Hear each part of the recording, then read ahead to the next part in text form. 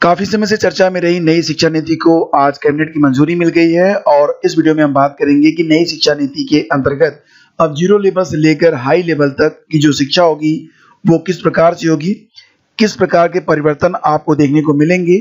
सबसे बड़ा जो चेंज आपको देखने को मिलेगा वो ये कि अब आर्ट साइड और साइंस साइड का जो गैप था उसको खत्म करने की कोशिश की गई है। 10+2 लेवल की जो परीक्षा थी, 10+2 लेवल का जो एग्जाम था उसको खत्म करने का प्रयास किया गया है। एक नया पैटर्न लाने की कोशिश की गई है। तमाम चीजें ऐसी हैं जो कि अब बिल्कुल नहीं होंगी। जैसा कि आप लोग जानते होंगे कि वर्तमान में जो शिक्षा व्यवस्था चल रही थी, यह शिक्षा नीति 1986 पर बेस्ड थी और इसमें 1992 में कुछ सुधार किए गए थे।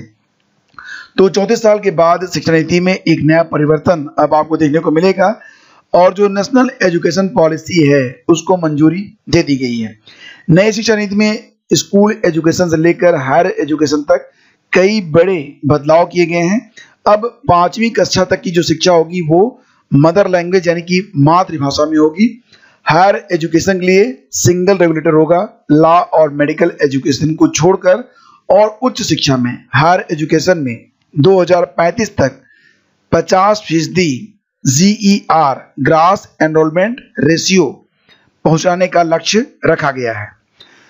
तो जैसा कि आप लोग जानते हैं कि भारतीय अंतरिक्ष अनुसंधान संगठन यानी कि इसरो के जो पूर्व अध्यक्ष थे कस्तूरी रंगन जी, उनकी अध्यक्षता में समिति ने पिछले वर्ष मानव संसाधन विकास मंत्री रमेश पोखरियाल निशंक को नई शिक्षा नीति का मसौदा सौंपा था और इस पर जो है बाद में ओपन सबसे सलाह ली गई थी और लगभग 2 लाख से ज्यादा सुझाव प्राप्त हुए थे। सबका गहन विश्लेषण किया गया और अंततः नई शिक्षा नीति को मंजूरी दे दी गई है। और यहाँ पर मैं आपको बता चुका हूँ कि वर्तमान में जो शिक्षा नीति है वो 1986 पर बेस्ड है और उसमें 1992 में जो है सुधार किया गया था। तो उच्च शिक्षा में अब मल्टीपल एंट्री और एग्जिट का विकल्प दिया जाएगा, यानी कि 12वीं के बाद विद्यार्थियों के सामने अब कई विकल्प होंगे।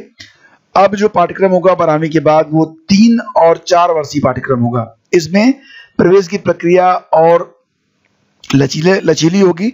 विद्यार्थी कई स्तरों पर इसमें प्रवेश ले सकेंगे या बीच में अगर उनकी पढ़ाई छूट जाती है तो वो अन्य विकल्पों की ओर भी बढ़ सकेंगे। तो जो रिसर्च में जाना चाहते हैं उनके लिए 4 साल का डिग्री प्रोग्राम होगा। जो लोग मतलब स्नातक होने के बाद जॉब में जाना चाहते हैं तो उनके लिए जो डिग्री प्रोग्राम होगा वो 3 साल का होगा।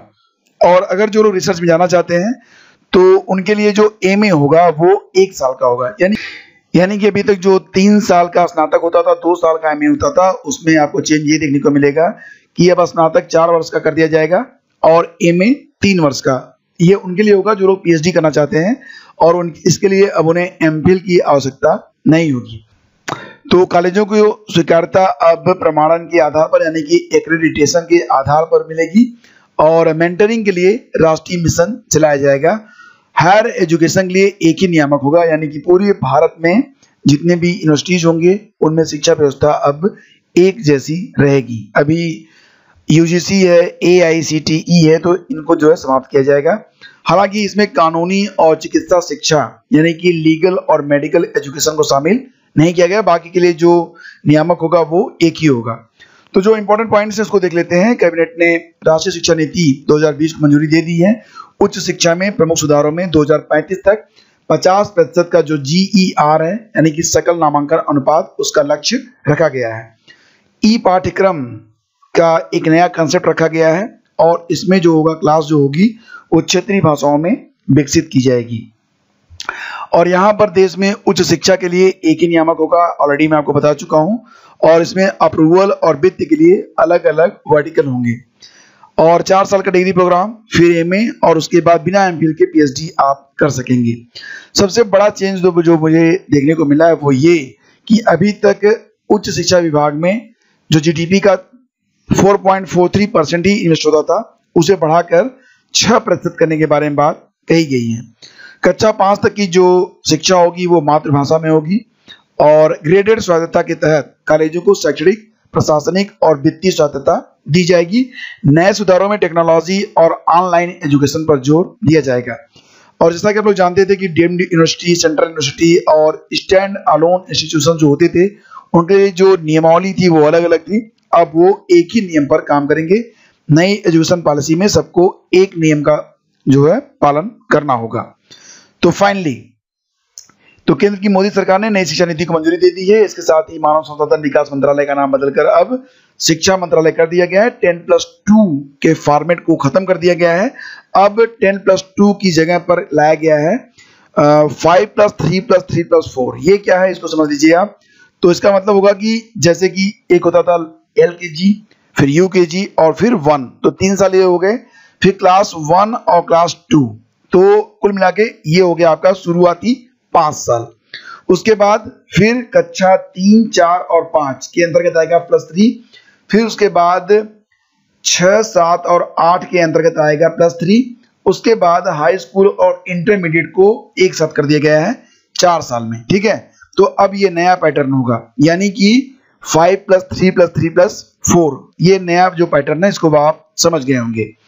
और अब इसी बेस पर जो परीक्षा होगी वो चलेगी। स्कूलों में कला और वाणिज्य विज्ञान स्ट्रीम का कोई कठोर पालन नहीं होगा। छात्र जो भी पढ़ना चाहे वो ले सकते हैं। अभी तक क्या होता था कि साइंस के स्टूडेंट हैं तो इकोनॉमिक नहीं पढ़ सकते थे, या फिर अगर आर्ट के स्टूडेंट हैं तो फिजिक्स नहीं पढ़ सकते थे। तो ऐसा नहीं होगा, आप मनपसंद विषय को सिलेक्ट कर सकेंगे। ये एक क्रांतिकारी चेंज है। और इसी के साथ देखिए, कला और विज्ञान के बीच कोई कठिनाई अलगाव नहीं किया जाएगा। नैतिकता संवैधानिक मूल्य पाठ्यक्रम का प्रमुख हिस्सा होंगे। और 2040 तक सभी हायर एजुकेशन जो इंस्टीट्यूट होंगे वो मल्टी सब्जेक्ट इंस्टीट्यूशन में बदल जाएंगे, जिनमें 3000 से अधिक छात्र होंगे, यानी कि बहुत सारे विषयों के लिए अलग अलग फैकल्टीज उसमें अवेलेबल रहेगी। 2030 तक कोशिश की जाएगी कि जितने भी जिले हैं उनके पास कम से कम अपना एक मल्टी सब्जेक्ट हाई इंस्टीट्यूट हो। संस्थानों का पाठ्यक्रम ऐसा होगा कि सार्वजनिक संस्थानों के विकास पर उसमें जोर दिया जाए, और संस्थानों के पास ओपन डिस्टेंस लर्निंग और ऑनलाइन कार्यक्रम चलाने का विकल्प होगा। ये तो होना ही था। तो उच्च शिक्षा के लिए बनाए गए सभी तरह के डीम्ड और संबंधित विश्वविद्यालयों को सिर्फ अब विश्वविद्यालय के रूप में ही जाना जाएगा, यानी कि जो डीम्ड यूनिवर्सिटी का कंसेप्ट था वो खत्म हो जाएगा। बौद्धिक, सामाजिक, शारीरिक, भावनात्मक और नैतिक सभी क्षमताओं को एकीकृत तौर पर विकसित करने का लक्ष्य रखा गया है, यानी कि एक इंटीग्रेटेड डेवलपमेंट की बात यहाँ पर की गई है। नई शिक्षा नीति में संगीत, दर्शन, कला, नृत्य, रंगमंच, उच्च संस्थानों की शिक्षा के पाठ्यक्रम में शामिल होंगे। स्नातक की डिग्री मैं बता चुका हूं कि अगर आप जॉब करना चाहते हैं तो 3 साल का कोर्स आपको करना होगा। अगर आप PhD करना चाहते हैं तो 4 साल का कोर्स आपको करना होगा। गुणवत्ता योग्यता अनुसंधान के लिए एक नया राष्ट्रीय शोध संस्थान बनेगा, और इसका संबंध देश के सारे विश्वविद्यालय से होगा, यानी कि जो PhD का लेवल, जो PhD का स्तर हर इंस्टीट्यूट में अलग अलग था, उसको अब एक लेवल पर लाने की बात कही जा रही है। तो यहाँ पर जो नए चेंजेस आपको देखने को मिले हैं, अब इसके बारे में देखिए, जब डिटेल परफॉर्मा में मिलेगा, कुछ नई बातें उसमें होंगी, तो उस पर एक अलग वीडियो में हम डिस्कशन करेंगे। फिलहाल जो जानकारी में प्राप्त हुई है और जो नए चेंजेस हुए हैं, मेजर चेंजेस, उसके बारे में हम लोग यहाँ पर डिस्कस कर चुके हैं। अगर आप कुछ पर्सनली हमसे कहना चाहते हैं तो आप हमें सोशल मीडिया पर फॉलो कर सकते हैं, इंस्टाग्राम, ट्विटर या फिर हमारे फेसबुक पेज पर। हमारी जो पर्सनल ईमेल आईडी है वो है studyvidgyan@outlook.com, और यहाँ पर यानी कि टेलीग्राम पर आपको हर लेक्चर की PDF प्रोवाइड की जाती है, तो टेलीग्राम से जुड़ना आप बिल्कुल भी ना भूलें। तो दोस्तों, ये था आज का लेक्चर। उम्मीद करता हूँ कि नई शिक्षा नीति को अब आप बेहतर तरीके से समझ गए होंगे। Thank you so much. Video को लाइक और शेयर कर दीजिएगा। बहुत बहुत धन्यवाद।